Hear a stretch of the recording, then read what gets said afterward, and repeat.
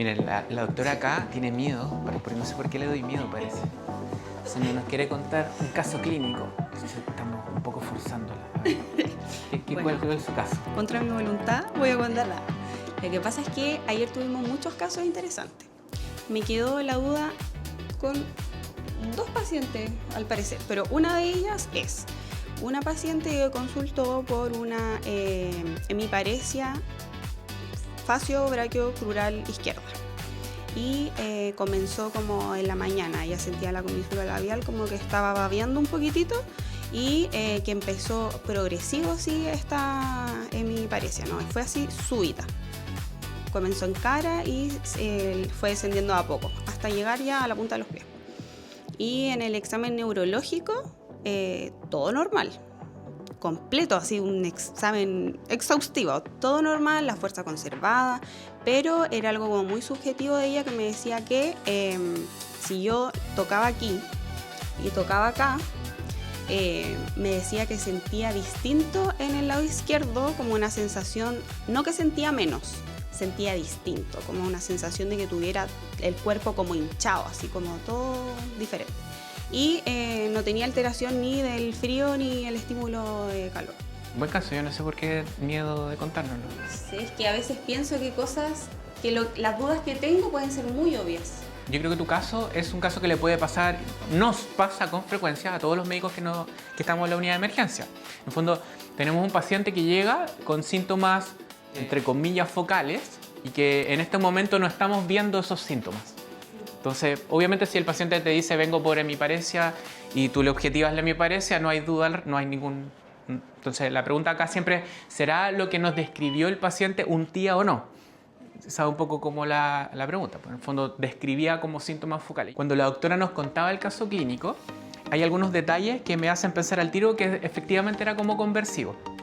Ella lo recalcó desde el punto de vista del accidente vascular, como es una alteración en la cual, digamos, se disminuye el flujo sanguíneo cerebral o un sector específico del cerebro. Esto es algo que tiene que ser de inicio abrupto, en el fondo algo súbito.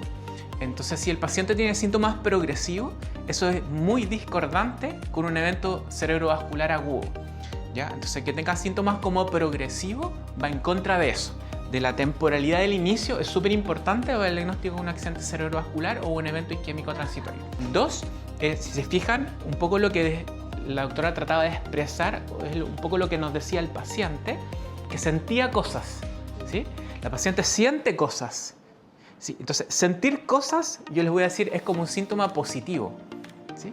Porque tú normalmente no sientes tu cara. Yo no siento mis manos. Yo sé que mis manos están ahí. Yo tengo propiocepción de mis manos, entonces sé que si la muevo para allá, voy a ir a agarrar algo. Pero no es que esté sintiendo mi mano. Sentir mi mano es un síntoma positivo. Generalmente, lo que los pacientes no... les cuesta como expresar el cómo, pero es como cuando se te duerme el brazo en el fondo. Tiene una sensación de hormigueo, de hormiguitas, de cositas que están por ahí. Siente algo que normalmente no se siente. Un síntoma positivo, ¿ya?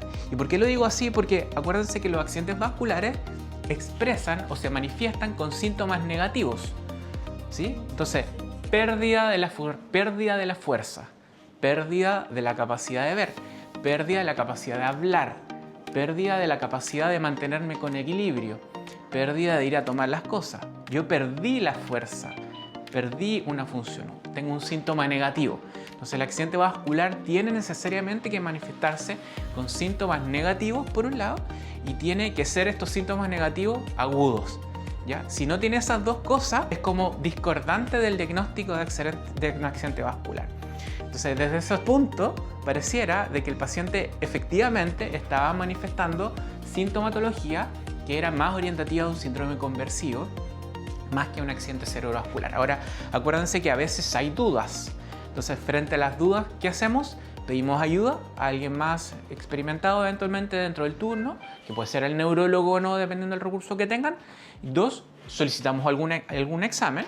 Si el paciente ahí llevaba, por ejemplo, X horas de evolución, con X horas de evolución un escáner de cerebro podría haber servido, o si tuviéramos más dudas, una resonancia, pero por lo que describes en el fondo dentro del caso clínico, me parece que la postura, digamos, de haber dado de alta a un paciente que viene por sintomatología no claramente focal, que no se asocia a un territorio neurológico específico, en una temporalidad no típica de accidente vascular y que además está moviéndose, no es que esté postrada ni nada, o sea, el paciente se fue para la casa, de hecho. Es válido el manejo sintomático en esos pacientes como eventualmente algo conversivo. Lo otro que a veces pasa con los pacientes con los síntomas positivos, como hormiguitas y cosas así, es que siempre uno debería pensar que los síntomas positivos podrían ser también por alguna alteración como sistémica, por ejemplo, que tenga hipercalemia o tenga alguna alteración del calcio, alguna alteración de los electrolitos, podría producir sensaciones medias parestésicas o como puntitos o cosas dentro del cuerpo. Pero cuando algo es sistémico, tiene que ser sistémico. Entonces, no sirve que te diga que es que la mitad de la cara y aquí, y puede ser el potasio. No, pues si el potasio es todo el cuerpo, o el calcio es todo el cuerpo, no un sector del cuerpo. Entonces, ahí como que tú discriminas como la parte como sistémica, por decirlo. Yo le diría, recuerden, y como para cerrar, entonces, si es un accidente vascular, tiene que ser agudo en su temporalidad, tiene que manifestarse con síntomas negativos, y los síntomas negativos tienen que tener un correlato con una lesión anatómica. Recuerden que el diagnóstico es clínico.